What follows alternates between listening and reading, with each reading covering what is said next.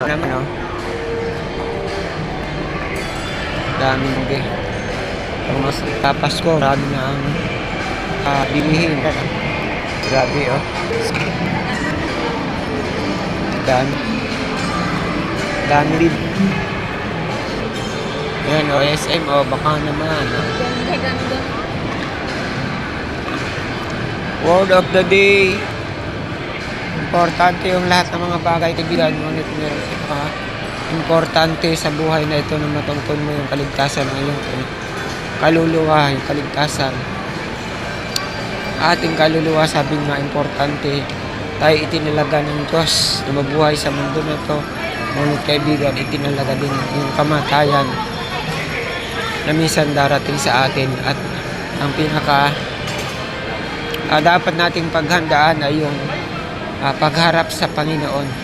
Yung just yung paghukom na kung saan sabi nga itinakda sa atin ng mamatay ang minsan kung paano tinakda ng isilang itinakda ng mamatay at ganoon tinakda rin sa atin mamatay ng minsan at pagkatapos ay paghukom. Yun ang pinaka-importanting bagay, kaibigan, na lahat na maranasan natin sa ating buhay, yung paghuhukom, yung pagharap sa Diyos.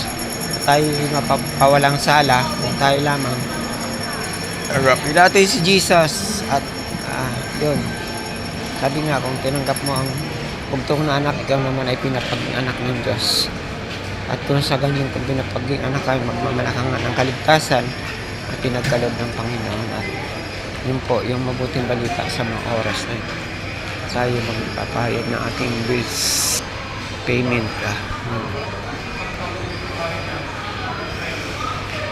Thank you for watching and sharing. Follow for more.